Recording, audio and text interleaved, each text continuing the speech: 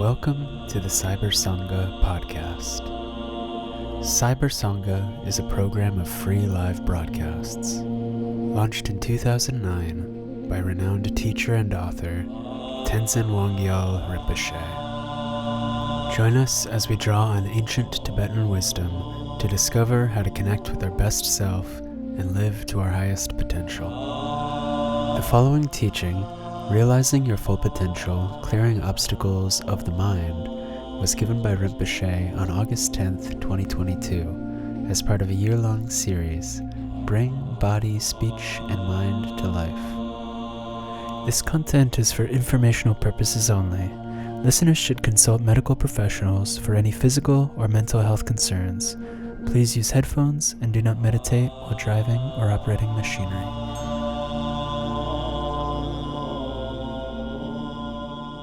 So today's topic is a continuation of body, speech, and mind. So particularly mind, realizing your full potential, clearing the obstacles of mind. So clearing obstacles of mind, then realizing your full potential. So I think so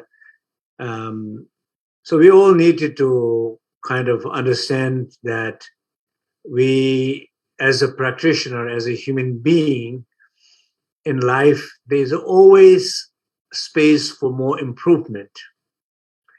I think that's very humbling, and it's very important to see that, not to see, oh, I am who I am, no need to have any change. And sometimes people say you have to accept me as I am. It's not that. I don't think that's the right attitude. I think always humbling oneself. There's always one can learn more. There's always one can improve more. There's always one can clear more obstacles. So that is the, I think, idea. It's because we can be much more fuller connection to ourselves. So during this retreat here in Germany, we've been kind of teaching and practicing a little bit from 21 nails. And so one of the aspect of the 21 nails, it talks about distinguishing between mind and the nature of mind. So in Tibetan, we say, Semda Simni Marthachiba, Sem and Simni, mind and nature of mind, it's a different. So, for ordinary people, when we think about mind and the nature of mind, it's a different. What does that mean? I think what it really means, simply what it means, you and your problems are different. You and your confusions are different. You should not confuse between you and your pain, you and your fear, you and your problems, you and your issues, you and your stories. You should not confuse that, because you are not the pain, you are not this confusion, you are not this conflict. You are not. And anybody has a difficult to evolve, grow, expand in life, within oneself, with others. Always is difficult to grow when we trapped in this identity. We become problem rather than having one. We become conflict rather than having one.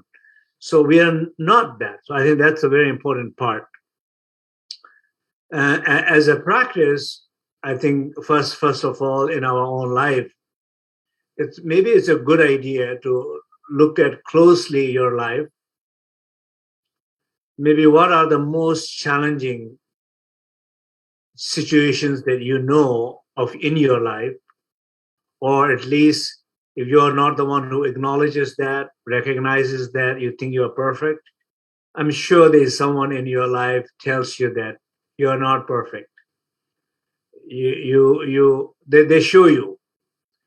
And maybe you would say, well, this person who shows me that, I don't like this person either, so this person doesn't like me, I don't like this person either.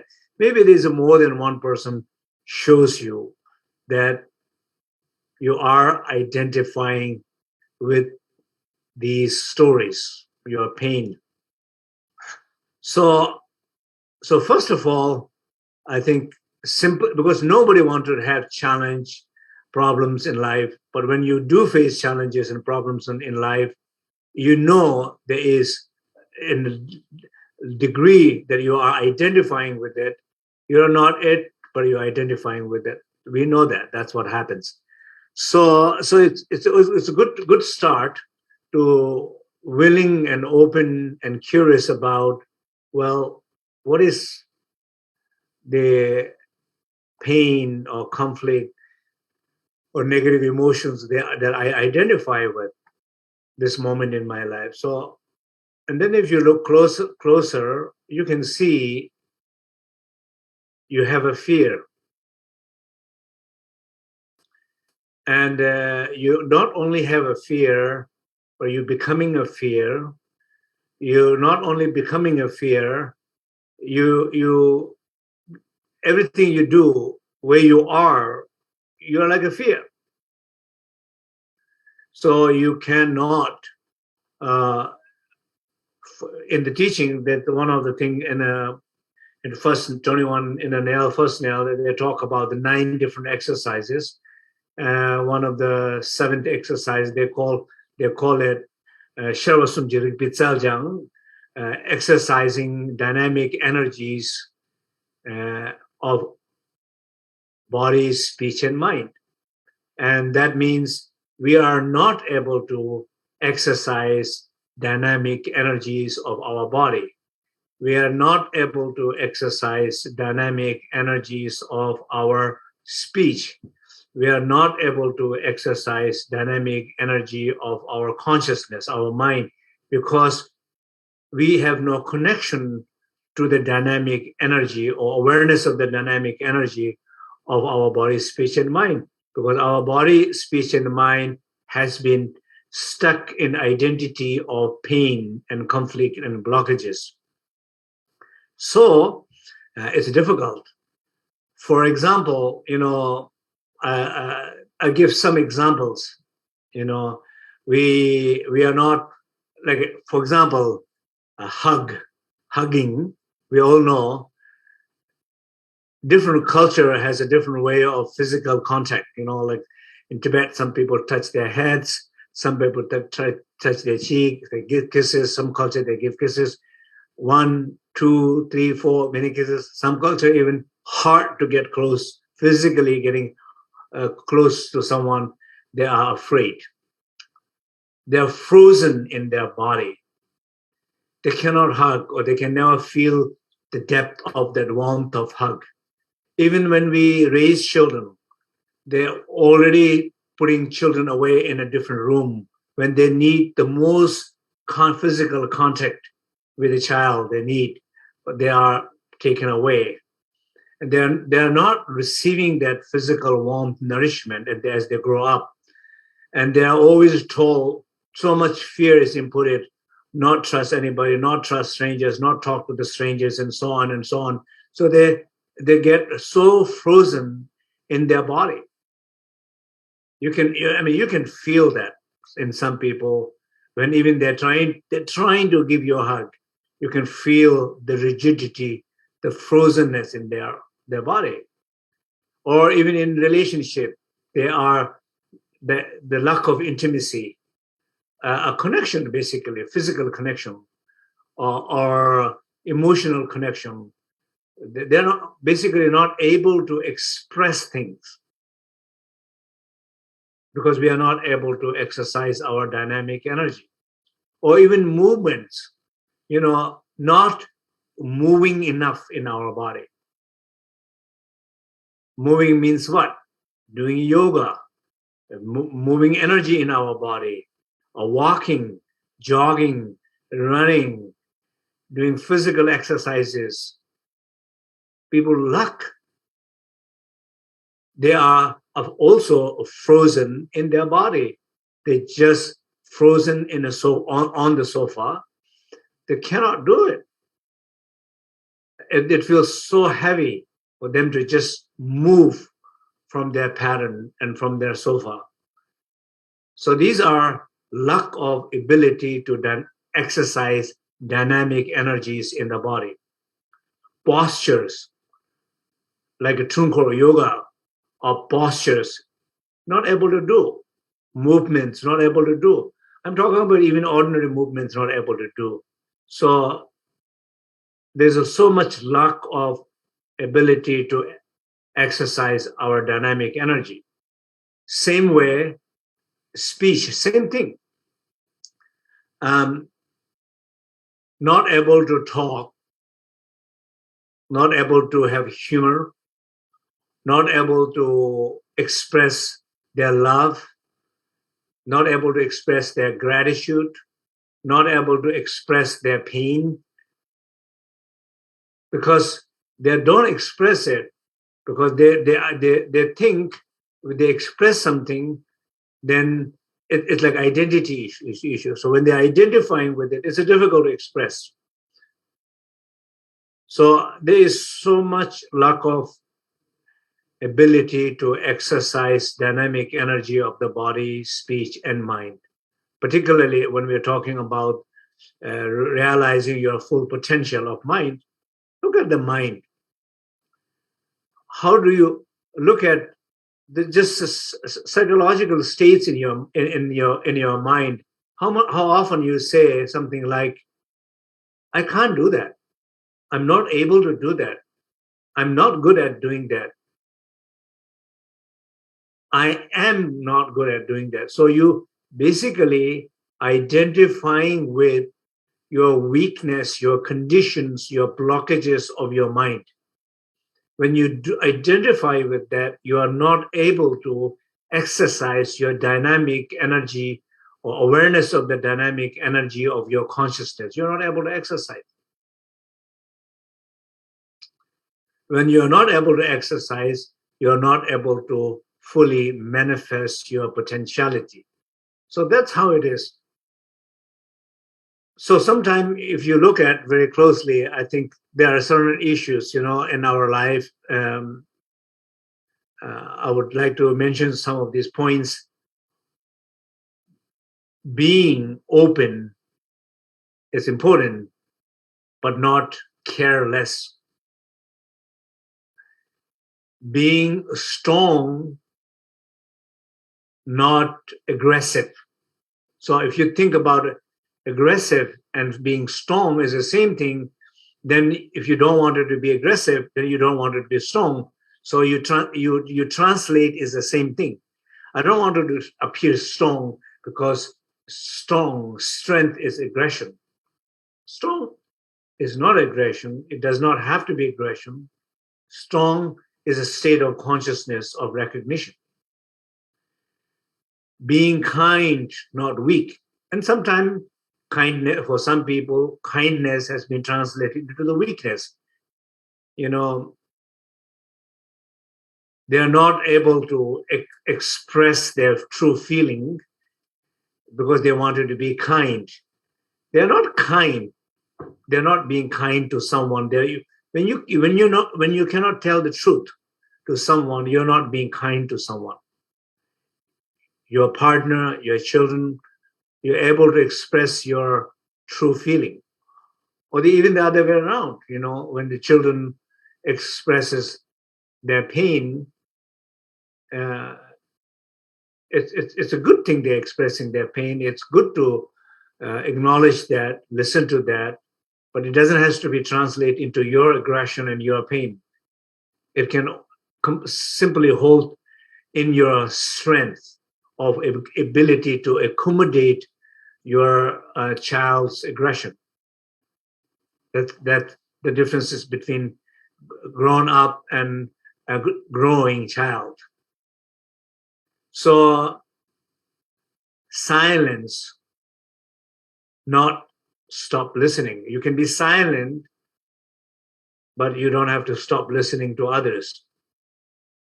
In fact, you can hear more others when we are in silent, or we wanted to be more in silent because we are interested to hear others more. But we translate these all the things in a wrong way. We are not open because we don't want to be careless. We are not strong. We don't want to be aggressive. We lose being kind because we don't want to be weak. We lose the connection to the silence because we just don't want to listen. So, or be in peace, not dead. Peace does not mean dead. So I think it's very important, the ability to exercise the dynamic energy of your consciousness, like being open. You exercise that. Or being strong, you exercise that. Being kind, you exercise that. Being aware, you exercise that. Feeling peace, you exercise that. Or loving, you exercise. Love is dynamic energy. We all need to exercise that. We all need to feel that. We all need to express that. We all need to allow others to express their love toward us. But loving, but not controlling. Because sometimes we get confused. Mind and the nature of mind get confused. Loving and controlling get confused. And you don't want to love because you don't want to control. Or you wanted to control, therefore you wanted to love. They're two different things, totally two different things. And exercising our dynamic energy of awareness, we're able to make distinction between these. You can have feeling of aggression. You don't have to be identified with aggression. You can continuously love. Enjoying, not getting attached. It's two different things. Many times, even sometime in the teaching, some form of teaching there, how you say, don't acknowledge enjoyment of life, appreciation of life, the art of life, the beauty of life, because then it is translated into attachment. You can enjoy, but you don't have to be attached to it, or not as much we usually do attach to it. Doing, but not identifying with what you do. You are not what you do. Many times in the West, people, it's a doing culture. They identify with the job. They said, I am a lawyer. I am a doctor. I am what I do. That is not correct. You are not what you do. You are more than what you do. You are beyond what you do. What you're doing is just a one single little manifestation. And when you identify with what you do, you're losing your bigger sense of self. When you lose your bigger sense of self, you are getting confused between who you are and what you're doing. So, or even communicating, not complaining. How often in many relationships, how often you say, I wanted to communicate, but you're not really communicating, you're complaining about life. You're used to complaining all the time about everything, about yourself, about the situation, about other people. We love complaining. I'm sure we all know people in our life, so people love complaining. And in the name of communication, sometimes they think, I'm trying to communicate, you're complaining. When you complain, you cannot really communicate well because you're not able to get enough attention of someone else, because nobody likes that much to be complained all the time. So manifesting your full potentiality or full potential or clearing your obstacle is the obstacle is all the things, your confusion, your pain, your fear, your mind, your stories. This is who you are. This is not who you are. When you identifying with it, that's your obstacle. When you're identifying it, you're losing the ability to exercise your dynamic energy. When you lose the ability to exercise your dynamic energy, you are not able to fully manifest your potentiality.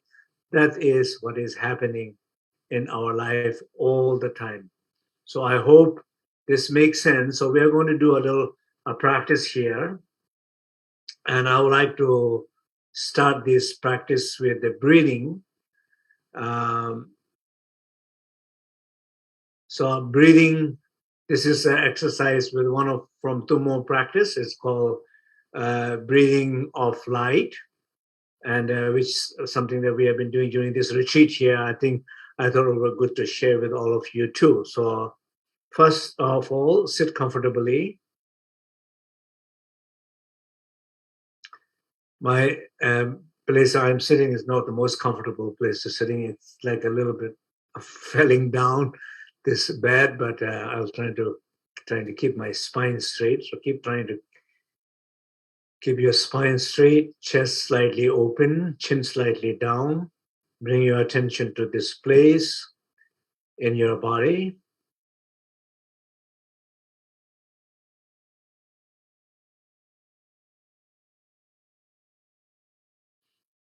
Imagine three channels. Those you know how to visualize three principal channels in the body. White channel on the right, red channel on the left. The side channels connected to the two nostrils goes all the way up, down, connect to the two nostrils. Central channels open up in the crown, but goes down to the center. They are connected below the navel. So three channels. Right in front of your nostril, around this level, or 16 inches. Imagine rainbow light, a 5 pure lights, 5 wisdom lights, 5 lights of blissful wind or joyful wind. So imagine that. And then gradually you breathe in these lights, these rainbow lights, you breathe in, goes down, all the way down. At the junction, they joined and they become one. And that same, now one form of this rainbow light, which is representing 5 wisdom, moving through the central channel as you exhale. End of the exhalation, this rainbow light shoots up in the sky and comes back to the same original position. You're ready to breathe again. So in one circle of breathing, you are breathing from the nostril all the way below the navel. So let's try that first. So the intention of doing this practice is to clear obstacles of your mind, obstacles of your subtle mind, and by clearing with this subtle wind exercise, clearing it, and whatever the images that you feel that, oh, I lack, my speech is frozen, I cannot really speak, I cannot express my love, I cannot express my frustration, I cannot be close to someone, I cannot feel connection to someone, I cannot love someone. whatever these blockages of your consciousness, be aware of that. Or even devotion in the Dharma, you need to say, we say a refuge means trust. I'm not able to trust.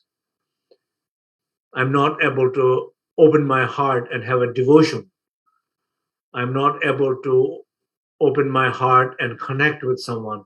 All these uh, psychological, mental issues, if you have some specific one, just be aware of that and think that through this breathing exercise, you are clearing these energies from these channels, from your body. And so let's breathe that for a moment. And yeah, if Milosh, if you can please play the only Aum Hum as we are doing this breathing exercise, breathing the light.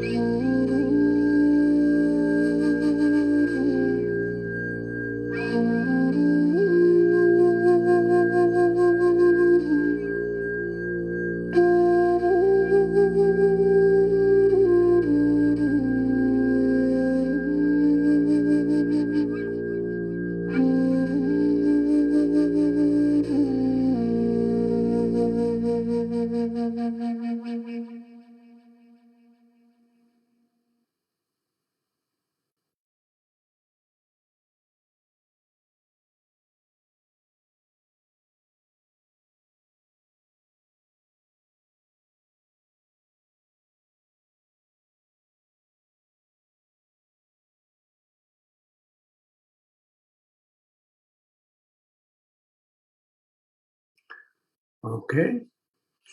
So this question about,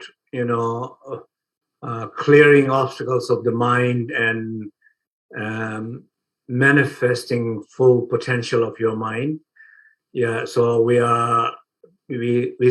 said like few examples.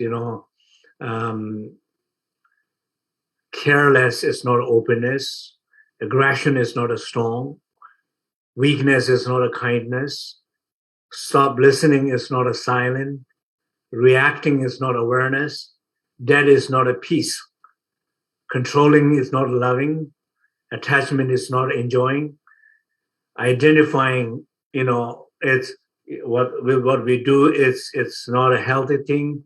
So complaining is not a communication. So, but for us, sometimes we think complaining is a communication, aggression is a strength. We think that way. It is not. So in the teaching, it's not. So when as a practitioner, when we are able to make distinction between these, what really strength is, what appear to be strength, when we're able to make distinction, and then the suffering will be minimized, reduced, social conflicts will be reduced, uh, any human relationship conflict will be reduced. So one thing I wanted to do say is, is first of all, it's important thing about what you can't. It's not focusing on what you can't do in life. Think about what you can do in life, because you very often we are so much focusing, frozen in this idea of who you are not. I cannot do this. I cannot talk to this person. I cannot sit with that person. I cannot do that. You have so strong that set of mind frozen in you. Your life is operated by those frozen energies rather than dynamic energy of awareness, which is flexible, which can turn pain into joy easily. But otherwise, you're not even able to recognize joy as a joy, because how one is frozen in these pains. So think about what you can do, not what you can't do. Even like very often when in relationship, or particularly in the children, if you tell them what to do, what they can do, and allowing them to do what they can do, what they like to do, keeping them busy in what they wanted to do and like to do, then you don't have to worry so much about what they shouldn't do, because they're busy enough doing what they like to do.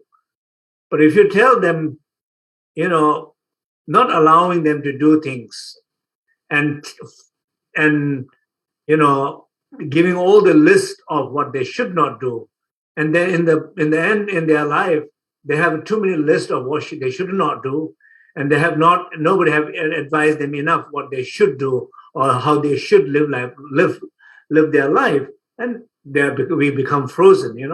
Sometimes I think culturally, like different culture, you have a war, you have going through a second world war, and then after impact of that, next generations, you can see the frozen pain of the war. You have immigrant families, you grow up in immigrant families, then you can see in our generation, we can see the pain, frozen pain of immigrant pain, sufferings, not not enjoying clothes, not enjoying food, not enjoying always thinking about um, which is good to save, but not save too much. Never wanting to willing to buy a new clothes, always trying to, never really wanting to able to eat more fresh food, always trying to eating leftover food. These are frozen pains of immigrant thing. There's some wisdom in them for sure, but when it's extreme, we just have to be aware. Okay, my parents grow up that way. I don't have to live exactly like that. I don't want it to be, how you say, misusing everything, environment, and so on. overuse, which is very often in the Western world. Like in the United States, they say over 20% of the foods every day is wasted. Over 300 million, 20% food wasting means maybe 60, 70%, 60, 70 million of food is every day is wasted. Of course, you don't want it to do that, but you don't want it to, the Tibetan immigrants' parents telling you, oh, just eat the leftover, even it's rotten. Sometimes we eat because we were taught to eat like that. So we have changed.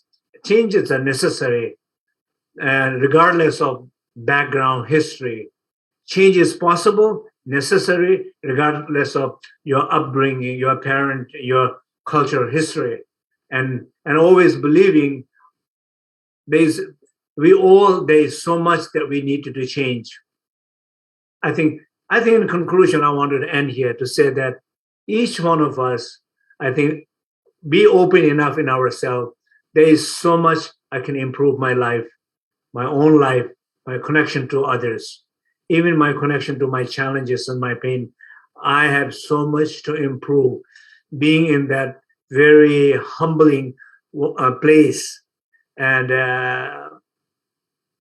so I think that's a good start. Where if you feel that way, you might have opportunity to realize so much that you can change and transform, and clear obstacles and faster connection to your potentiality.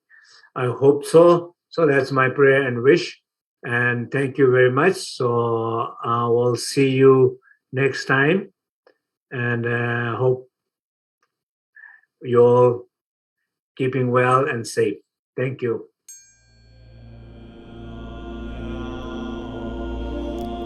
Thank you for listening to the Cyber Sangha podcast. If you'd like to learn more about Cyber Sangha, visit us online at cybersangha.net.